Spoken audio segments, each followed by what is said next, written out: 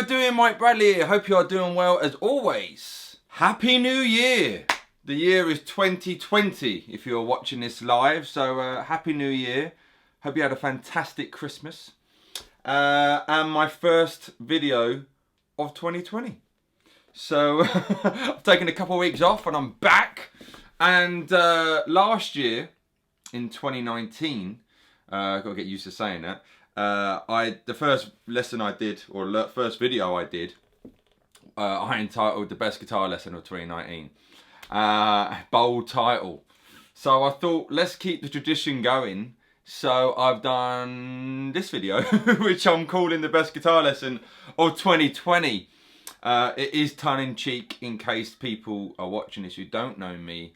And, you know, are like, what are you going about? This is the worst guitar lesson in the world. Hopefully it's not the worst guitar lesson in the world, but hopefully it is something which you can take and build upon. So one of the big questions I get asked a lot, I get asked a lot of questions, and I appreciate all the love and support everyone gives me, you know. And but one of the big question I get is, you know, and I've mentioned this before, is how I get to know the neck.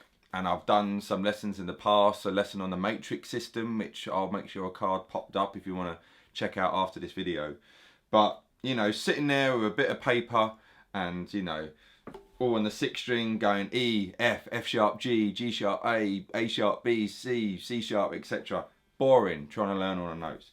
So it's always better to try and do it in context of a musical situation, you know.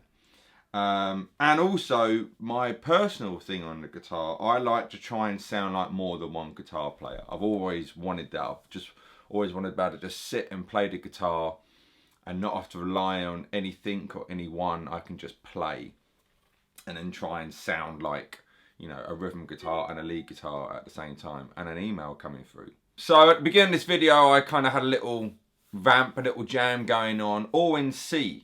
And everything I was doing there was C, and we could move it into different keys, but I was visualizing chord shapes and also kind of using like sixth intervals and different interval shapes. So I thought I would just kind of dissect some of that for you right now. So here is a C chord, believe it or not. So this C chord here is coming from our E shape C major chord. So I've just kind of, now around that, if you know your pentatonics, is shape 2 of the pentatonic shape, either way, C major pentatonic, right? So all the notes there are in that shape too. So at the beginning of the video, I did this idea. So I'm using this C shape, and then I'm kind of playing this cool little idea here. We got an A, we got a C, and we got an F, which is an F major chord. If you know your, if I said it as FAC, that's an F major chord. So, alright, so that there is a triad of an F major chord, right? But also, all those notes are in the C major scale. And then you got our good old pentatonic there as well. So then I barred on this triad of a C major. Alright, there's your G, C, and an E.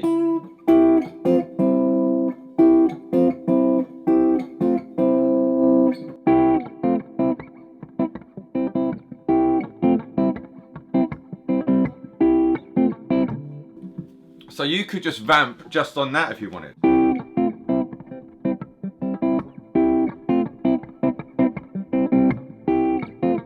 Now you might want to put a bass note in there, so I've got a C.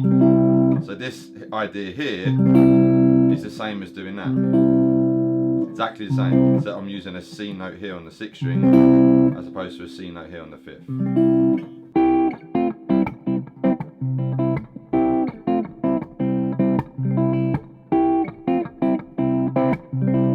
could go one step further, and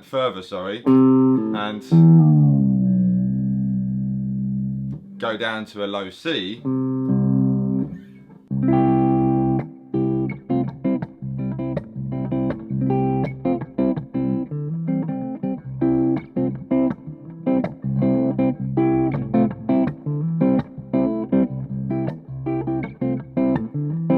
Kind of do something like that, which is quite cool. It's handy having a fixed bridge. Well, I say this has got a Bigsby, but it's Bigsby's the difference to say like a Strat, you know. Let's tune this back up. So you could do that, all right. So what I was doing at the beginning, though, you know, round this.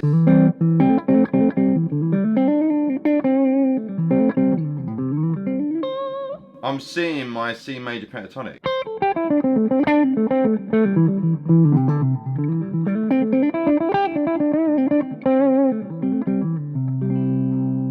I'm seeing C major pentatonic there, so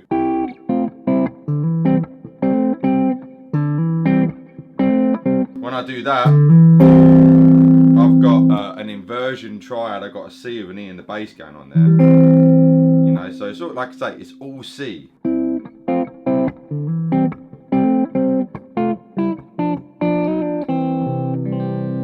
I remember I did that little nifty little trick. It was all improvised, by the way, so I'm trying to remember what I played. That's all major 6, so got an F and an A, then a G and an E. Then going back, you can either bar it or kind of play with your 2nd and 3rd fingers on the 4th and 2nd strings on the 3rd fret. And then I hit it again, did a little, like a vocal slide. Whoa. And then basically a C chord.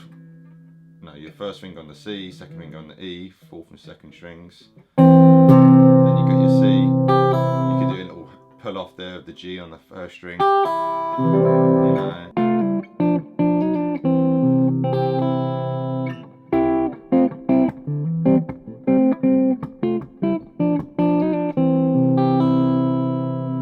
Right, so that's just that alone, you know, but like I say, that's all C. It's all C. These little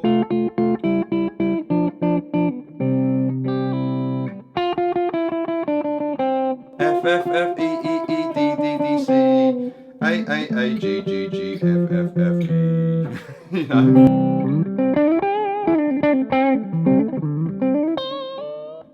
So, you know, by kind of doing this, you're starting to visualize this neck more. So when I was saying before, you could take this idea and say you want to do it in F, right? So like the 4 chord to a C.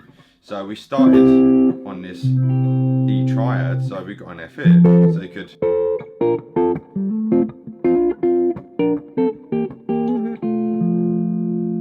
do that. So I could have.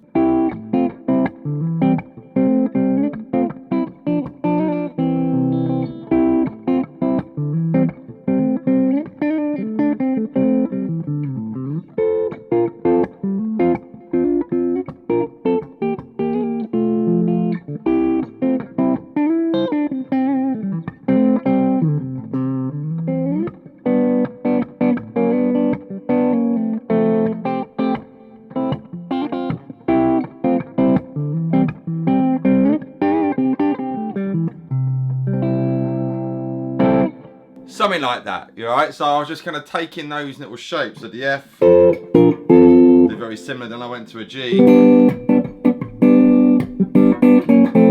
just did a little chordal thing, going down to the F, then you're back to the,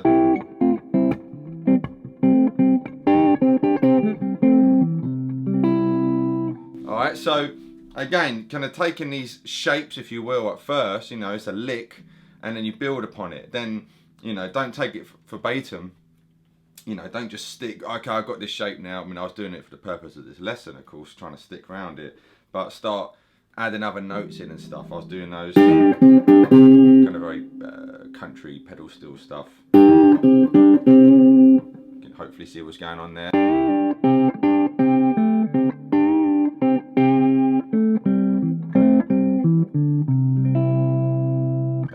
chord the same as that.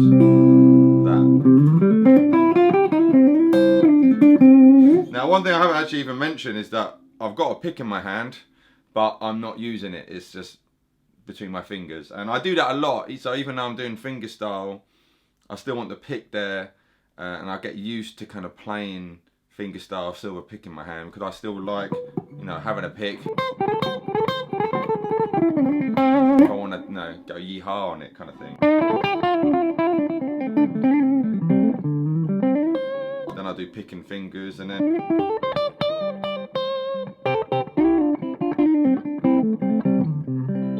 I can just switch it between like that. So try that, you know. If you want to get used to doing this idea of sometimes like, oh, where's that pick come from? It's like, it's just there, you know. So yeah, try to get used to that.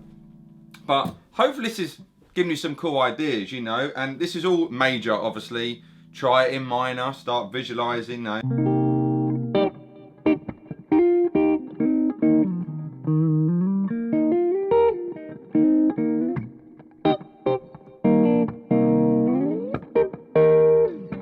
I talked a little bit about minor stuff in the last video, the best guitar lesson of 2019. So do check that out. In case you're wondering on sounds, I was using my Yamaha Revstar. I've got a Seymour Duncan 805 on with just a little bit of gain. If I turn it off, this is just the amp, which is the Hampstead I'm using today. Seymour Duncan 805. Just giving it a boost. What's that? Volume's at 1 o'clock, drive's at 10. And I've got my old Boss DD3 with a little bit of a very slight slapback, and that's it. All right, so you know, I know us gear freaks are like, what's that tone, man? Or maybe you're like, that tone sounds disgusting. Who knows? But I hope you all had a lovely Christmas. And as I always say, if you're watching this in 2026, how have the last 6 years been? But the great thing of YouTube is that even if something's 10 years old or something, it's still new, you know. But let me know your thoughts in the comment section and how you get on with this kind of stuff. And this visualization, I talk a lot about this, and I think it's important because I know people struggle with it, you know, in visualizing the neck. So this is a cool little ditty to get under your fingers. So what did you get for Christmas as well? Let me know what you got for Christmas. But I hope you have fun with this, and thank you all for love and support. Thank you to everyone on Patreon. If you want to support me on Patreon, links will be in the description box below. And yeah, all the usual stuff everyone on YouTube talks about. You know what to do, you don't need me telling you. Hope you're well, guys. Lots of love, and I will see you very, very soon. Mike Bradley very much signing out. Bye! The devil's on my side.